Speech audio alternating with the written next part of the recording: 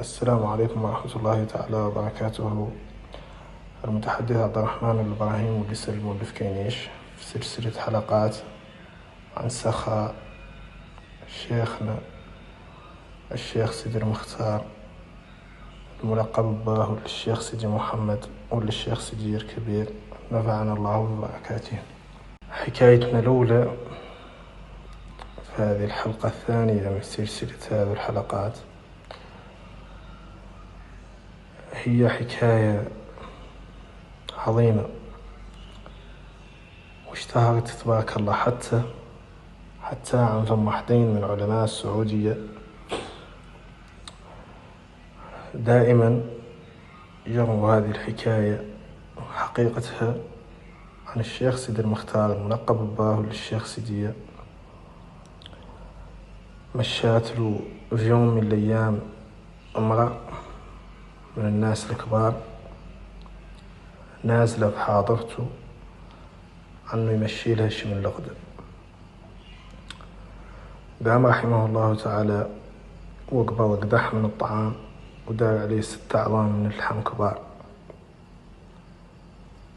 وأعطى 25 سنة ذيك المرأة كل نهار يجيها ذاك الطعام وعليه نفس الأعظام 6 إلين توفات. وهذه الحكاية من أعظم ومن أغرب حكايات السخاء. وحكايتنا الثانية هي عن شيخنا الشيخ سيدي المختار باه الشيخ سيدي رحمه الله تعالى.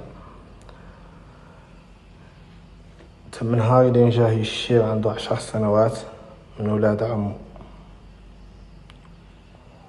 وده هو لي الشيخ هذا ما هو رابط النعيل والتراب حامية.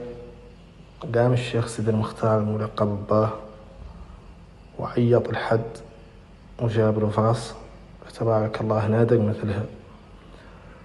والخيل ذيك الساعة ثمنها معروف كيف ما ذكرنا في القصة الماضية.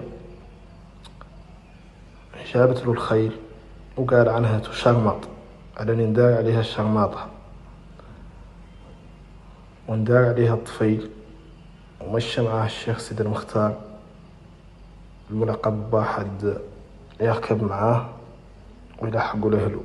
قال الشيخ سيدي المختار الملقب باه لرجاج هذا الممشي مع الطفيل عنه يقول لهم عن هذه الفرس عنها هي نعيل الطفل. وهذا قليل من كثير من قصص السخاء اللي سارت بها ركبان تبارك الله عن شيخنا الشيخ سيدي المختار الملقب باه للشيخ سيدي محمد والشيخ سيدي، نفعنا الله تعالى ببركاتهم. وهذه الحكايات